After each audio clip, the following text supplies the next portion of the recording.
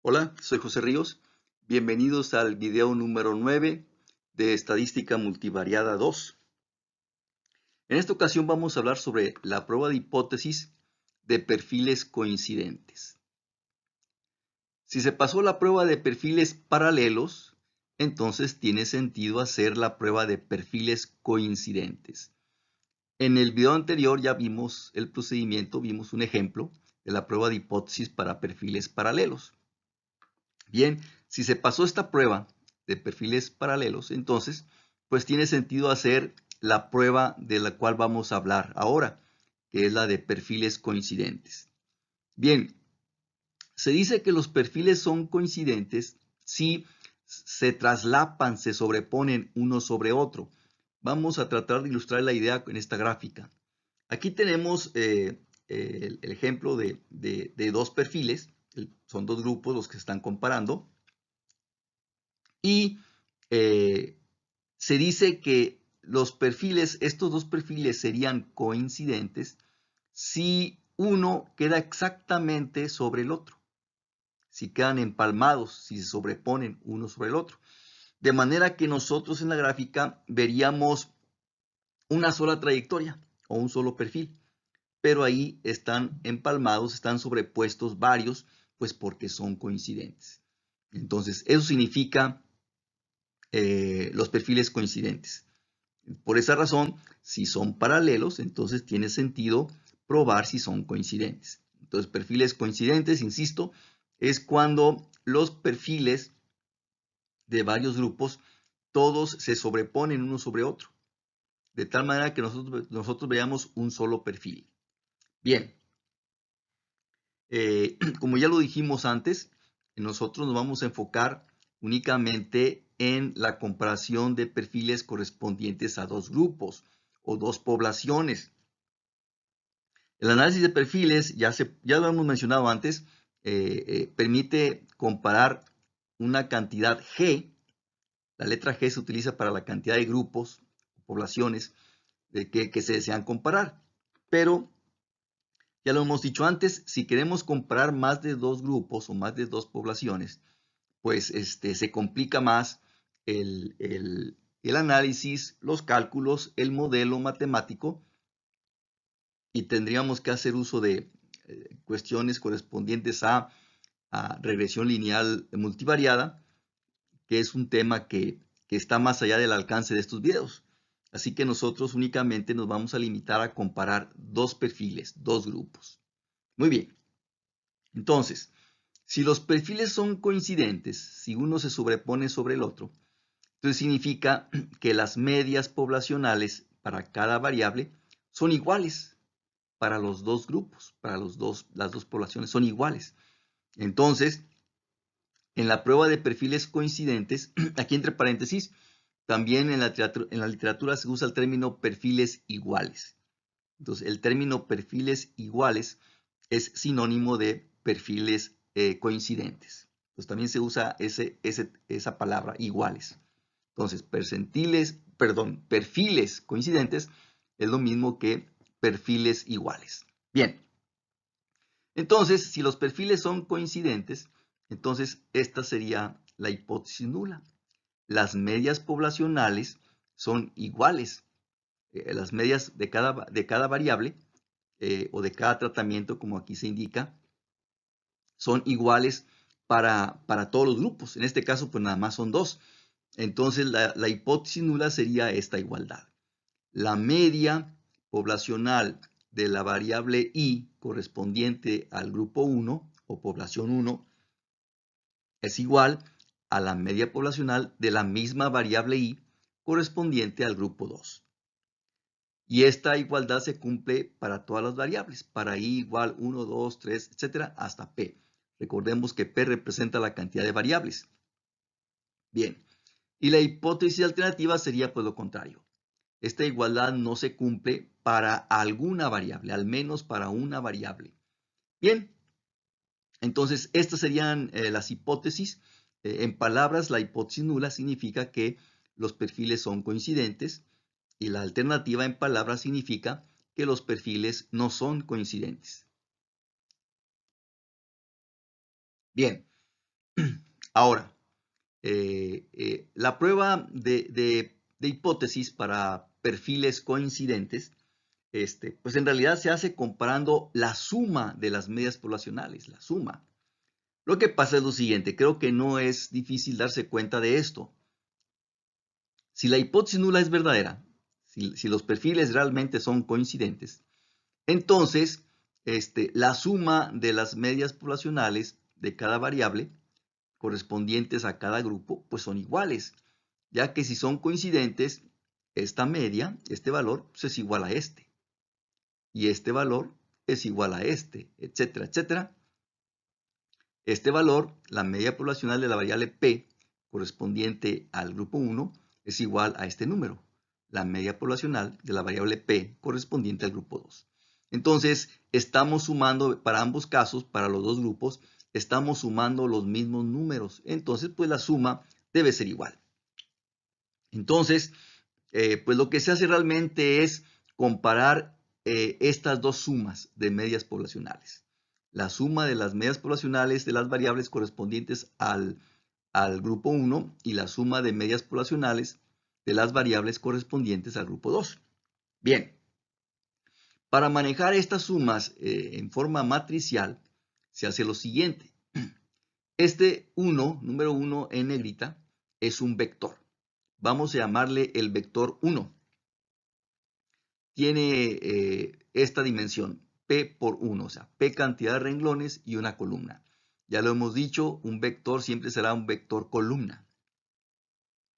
Vamos a llamarle el vector 1. Simplemente es el vector donde todas sus coordenadas son iguales al número 1. Entonces, todas sus coordenadas son iguales al número 1 y en este caso va a tener P cantidad de coordenadas, la misma cantidad de variables que se están estudiando. Bien, entonces ya tenemos aquí el vector 1. Entonces, resulta lo siguiente, este producto de vectores, porque aquí este símbolo, mu, pero en negrita, subíndice 1, esto me representa al vector de medias poblacionales correspondientes al grupo 1. Y este otro símbolo me representa al vector de medias poblacionales correspondientes al grupo 2 o a la población 2. Entonces, este vector, sus coordenadas son este número, la segunda coordenada es este número, etcétera, etcétera. La coordenada P es este número. Y para este vector, la primera coordenada es este número, la segunda coordenada es este número, etcétera, etcétera. La coordenada P es este número. Bien, resulta que si la transpuesta del vector 1 se multiplica por el vector de medias del grupo 1, pues nos va a dar esta suma. Nos va a dar exactamente esta suma. Igualmente para este caso. Si la transpuesta del vector 1 se multiplica por el vector mu sub 2, nos va a dar esta suma. Exactamente esta expresión. Entonces, ya utilizando este producto de vectores, entonces la hipótesis nula se puede representar así. La transpuesta del vector 1 multiplicado por el vector mu sub 1 es igual a la transpuesta del vector 1 multiplicado por el vector mu sub 2. Entonces, lo cual esto es equivalente a esta igualdad. Esta suma es igual a esta suma. Y la hipótesis alternativa, expresado de esta manera, pues que sería con esta desigualdad. Entonces, este producto de vectores es diferente a este producto de vectores. Igualmente, esta hipótesis nula expresada de esta manera, en palabras significa que los perfiles son coincidentes. Y esta hipótesis alternativa, en palabras, significa que los perfiles no son coincidentes. Muy bien. Para ejecutar esta prueba de hipótesis, vamos a calcular el estadístico de prueba que vamos a representar con este símbolo, T mayúscula cuadrada, y es igual a esta expresión. Bien, recordemos que este vector, x barra subíndice 1, es el vector cuyas coordenadas son los promedios muestrales de los datos del grupo 1. Y x barra subíndice 2 es el vector de promedios muestrales de los datos correspondientes al grupo 2. Entonces, aquí lo que tenemos es la diferencia de estos dos vectores. Por supuesto, también estos vectores x barra 1 y x barra 2 también son vectores columnas. Entonces, aquí estamos multiplicando la transpuesta del vector 1 por esta diferencia de vectores. Observe usted que esta expresión es exactamente la misma que tenemos acá al final. Entonces, esto es exactamente lo mismo que esto. Este producto me da un número, un escalar. Entonces aquí vamos a tener exactamente el mismo número que se obtiene acá. O sea, quiere decir que este número, este escalar, pues se va a multiplicar 2 veces. Es lo que significa, a fin de cuentas. Ahora, esto que tenemos aquí dentro del corchete, observe lo siguiente. Aquí tenemos la transpuesta del vector 1 multiplicado por la matriz S ponderada y luego multiplicado nuevamente por el vector 1. La matriz S ponderada, es la matriz de covarianzas muestrales ponderadas, que ya lo mencionamos en el video anterior, y se calcula de esta manera. Es un promedio ponderado de las matrices de covarianzas muestrales para cada grupo de datos. Esta, S mayúscula sub 1, es la matriz de covarianzas muestrales correspondientes a los datos del grupo 1 y S mayúscula subíndice 2 es la matriz de covarianzas muestrales correspondientes a los datos del grupo 2. Entonces es un promedio ponderado de estas dos matrices de covarianzas muestrales. N1 es la cantidad de datos o de observaciones correspondientes al grupo 1 y N subíndice 2, N sub 2 es la cantidad de datos u observaciones correspondientes al grupo 2. Bien, entonces la matriz de covarianzas muestrales ponderadas se calcula de esta manera. N2 menos 1 multiplicado por la matriz S sub 1 más N2 menos 1 multiplicado por la matriz S sub 2. Y luego lo que resulta de esta suma pues es una matriz nueva. Esa matriz, todos sus elementos se dividen entre esta cantidad. N1 más N2 menos 2. Bien, ahora, otro detalle. Este producto triple, observe lo siguiente, este producto triple, la transpuesta del vector 1 por la matriz de covarianzas muestrales ponderadas por el vector 1, esto da como resultado un número, un escalar. En esta ocasión, esto no da como resultado una matriz. Esto da como resultado un número, un escalar, que luego se va a multiplicar por esta expresión. 1 entre N1 más 1 entre N2 se multiplica por el número que resulte de este producto. ¿Sí? Insisto, lo que resulta de este producto triple es un número, un escalar. Entonces, para este caso, esta expresión a la menos 1, pues se reduce a un número a la potencia menos 1. Por ejemplo, si esto resulta igual a 2, entonces la inversa del número 2 es 1 sobre 2, o sea, su recíproco.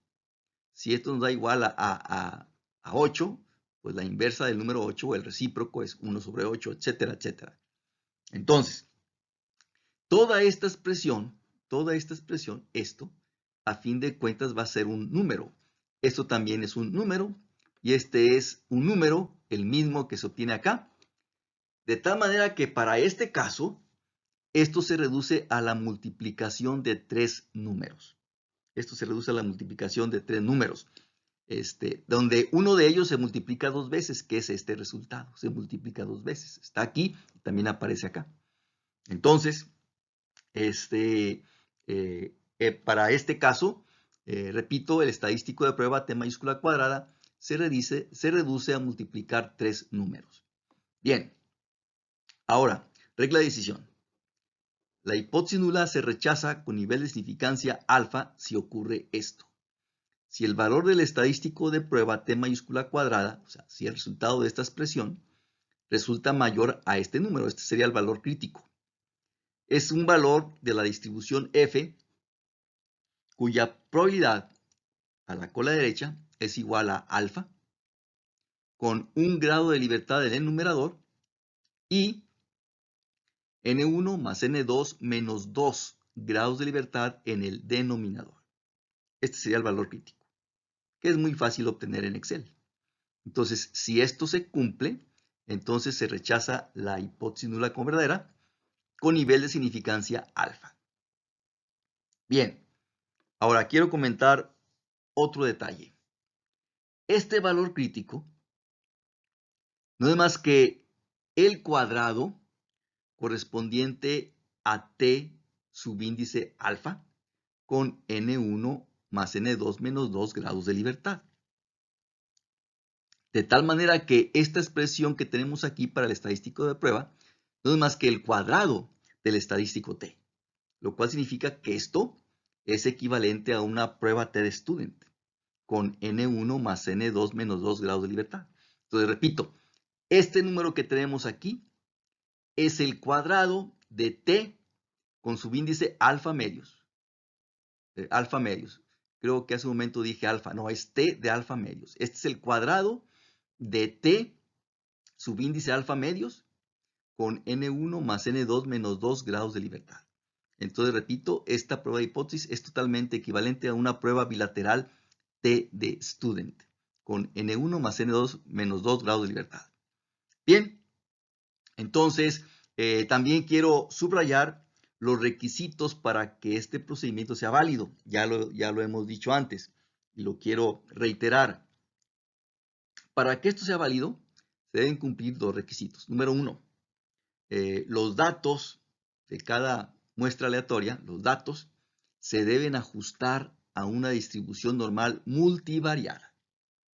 Y además, las matrices de covarianzas poblacionales deben ser iguales. Para todos los grupos, para todas las poblaciones, deben ser iguales. Entonces, primeramente hay que evaluar si se cumple razonablemente bien esos requisitos. Ya en mi canal de YouTube, Aprendiendo Estadística, en el curso de Estadística Multivariada, ahí se presenta el procedimiento para la prueba de ajuste a una distribución normal multivariada y también para la prueba de hipótesis para matrices de covarianzas poblacionales. Por favor, vea esos videos para que tenga una idea de cómo se evalúan si esos requisitos se cumplen razonablemente bien. Entonces, repito, esto es válido si los datos se ajustan a una distribución normal multivariada y además las matrices de covarianzas poblacionales son iguales. Muy bien. Vamos a ilustrar el procedimiento con este ejemplo, ejemplo número 6. Vamos a aplicar la prueba de perfiles coincidentes al caso que ya vimos en el video anterior, al ejemplo 5. Bien, en este caso se comparan las medias poblacionales de 5 variables de calidad correspondientes a un ítem, que son fabricados por 2 operadores. Entonces, en este caso, la cantidad de variables son 5, entonces P es igual a 5. Y los grupos, pues son los grupos de ítems fabricados por el operador 1 y el grupo o población de ítems fabricados por el operador 2. Bien, aquí el investigador tomó muestras aleatorias de 30 ítems correspondientes a cada operador, lo cual significa que en este caso N1 y N2 son iguales a 30. No tiene que ser así. El valor de N1 y N2 no es indispensable que sean iguales. Pueden tomar valores diferentes. No hay problema y se aplica todo el procedimiento que ya mencionamos. Para este caso en particular, resultó que N1 y N2 son iguales a 30. Bien, en el video anterior ya vimos que se aplicó la prueba de perfiles paralelos y sí se pasó la prueba. Si hay evidencia estadística de que los perfiles son paralelos, entonces pues tiene sentido ahora hacer esta prueba. Aquí el investigador desea probar si los perfiles son coincidentes. Y aquí tenemos las gráficas de los dos perfiles del operador 1 y el operador 2. Ojalá que ustedes los puedan ver bien. Lo que pasa es que sí quedaron muy pegaditos.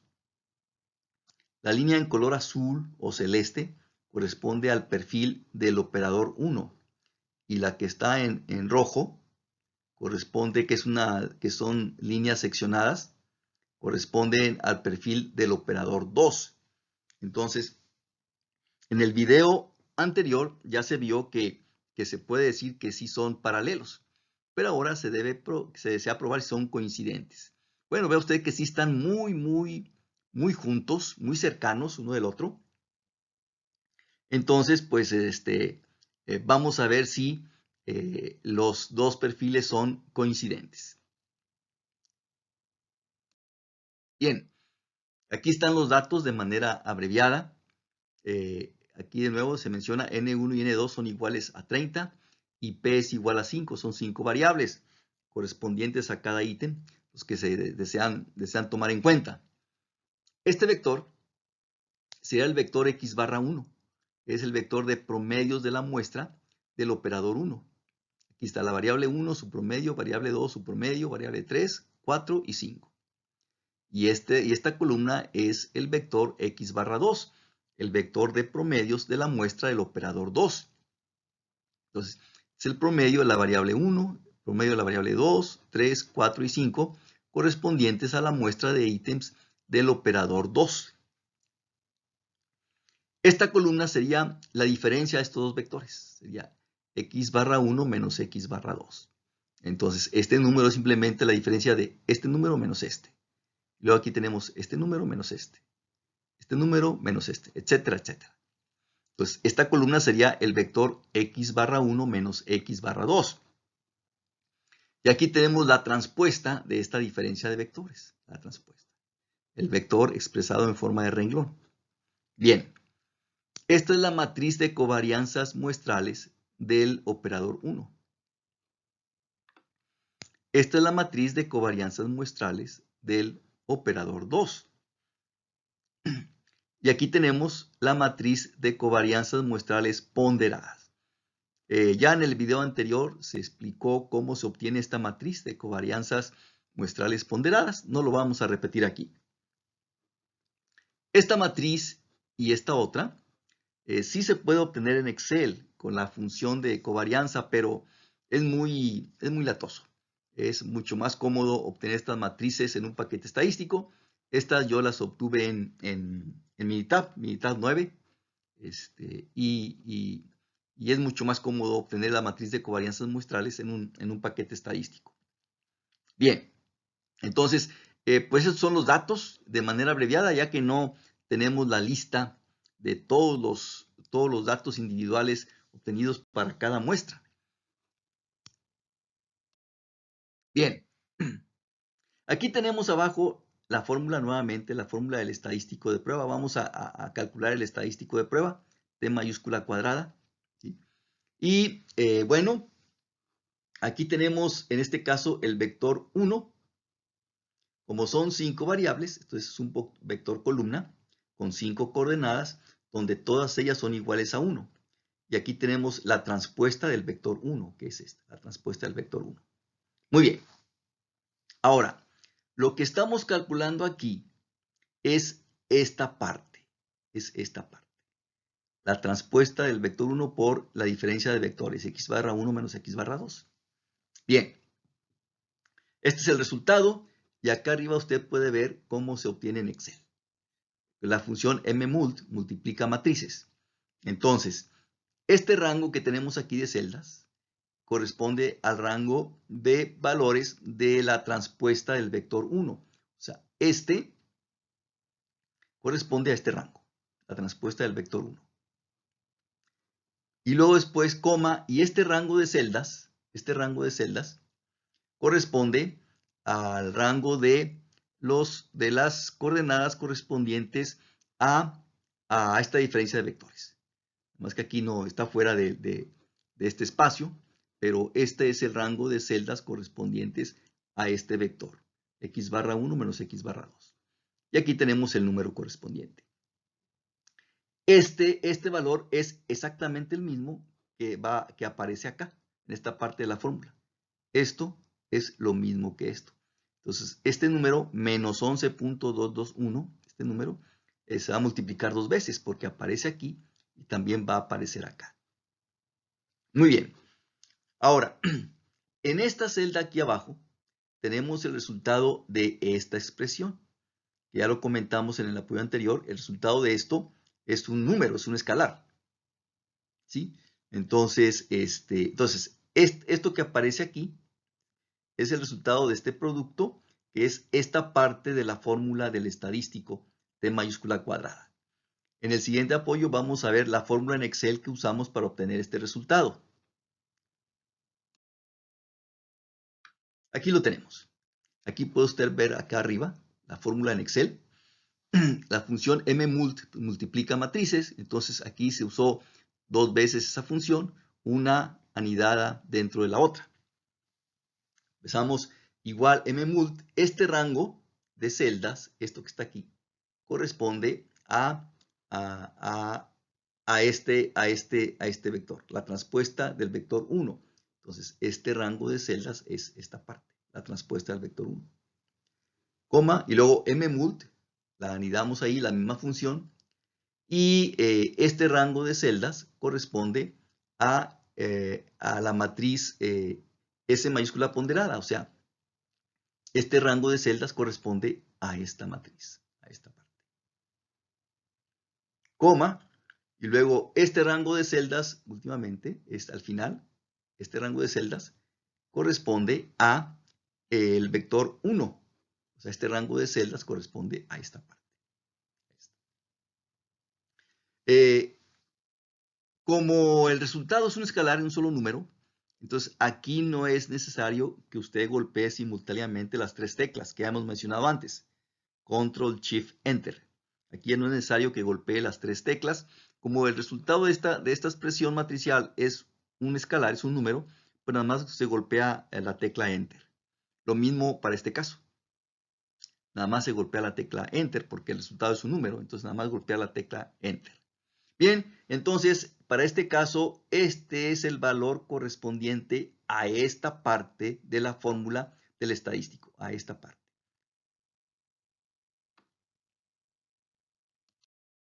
Bien, luego, aquí tenemos ya el resultado de toda esta expresión de la fórmula, de toda esta parte, todo esto de aquí. ¿Sí? Bien, aquí puede ver usted la fórmula acá arriba, cómo se obtiene en Excel. Es 1 entre n1 más 1 entre 2, o sea, 1 sobre 30 más 1 sobre 30, que multiplica por esta celda corresponde a este valor. Es este que está aquí. Entonces, esta celda es esto que está aquí. Entonces, como ya dijimos antes, lo que resulta de esta expresión que está encerrada entre corchetes es un número, es un escalar. Entonces, eso se eleva a la potencia menos 1. Entonces, por eso aquí tenemos esta expresión a la potencia menos 1. Entonces, ya tenemos este resultado, 1.061. Entonces, este resultado corresponde al número correspondiente a esta parte que estamos indicando aquí de la fórmula, a todo esto.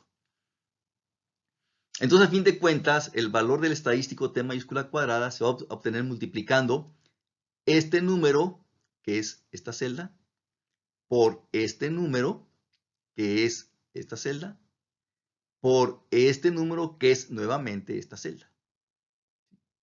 Entonces, así es como se obtendría el valor del estadístico T mayúscula cuadrada. Aquí ya no presento la fórmula porque pues, en Excel seguramente usted ya sabe cómo multiplicar números en Excel, pues, entonces no lo presento aquí. Entonces, si usted multiplica, repito, este número, ¿sí? Por este número y otra vez por este número, va a obtener este resultado. Y aquí tenemos el valor crítico. Tampoco presento la fórmula porque seguramente usted ya lo conoce. En Excel, usando la función imp.f, imp.f.cd, con la derecha, anota primeramente el valor de alfa, 0.05, espero que usted lo alcance a ver, el subíndice, 0.05, 5%, coma 1, un grado de libertad en el numerador, coma, dijimos que los grados de libertad en el denominador son n1 más n2 menos 2. pero N1 y N2 es 30. Entonces N1 más N2 es 30 más 30, 60. Y 60 menos 2, 58. Un grado de libertad en el numerador y 58 grados de libertad en el denominador. Usted puede verificar que me resulta este número, esta cantidad. Bien, bueno, en este caso vemos que el estadístico t cuadrada, t mayúscula cuadrada, resultó mayor que este valor crítico. Entonces se rechaza la hipótesis nula como verdadera con nivel de significancia del 5%. Entonces se infiere que los perfiles no son coincidentes. Para este caso se infiere que los perfiles de estos dos operadores no son coincidentes. Recuerde de nuevo, quiero subrayar los requisitos para que esto sea válido. Los datos se deben ajustar a una distribución normal multivariada y las matrices de covarianzas poblacionales deben ser iguales. Entonces se supone que se están cumpliendo esos requisitos. Si se cumplen esos requisitos, pues todo esto es válido. Si no se cumplen, pues de todas maneras se puede hacer esto. Pues, a fin de cuentas son sumas, restas, multiplicaciones y divisiones. Pero las consecuencias de hacer esto sin que se cumplan los requisitos es que el nivel de significancia real ya no es el 5%. El nivel de significancia real es mayor al 5%. Recuerde que el nivel de significancia es la probabilidad de cometer error tipo 1. Entonces, si no se cumplen los requisitos, se incrementa esa probabilidad de cometer error tipo 1. Solo que no es posible calcular lo de manera exacta porque pues eso depende de la distribución a la cual se ajusten los datos. Entonces no se puede obtener el valor del nivel de significancia real en caso de que no se cumplan los requisitos que ya hemos mencionado. Con esto terminamos el video. Estaré al pendiente de sus comentarios. Hasta pronto.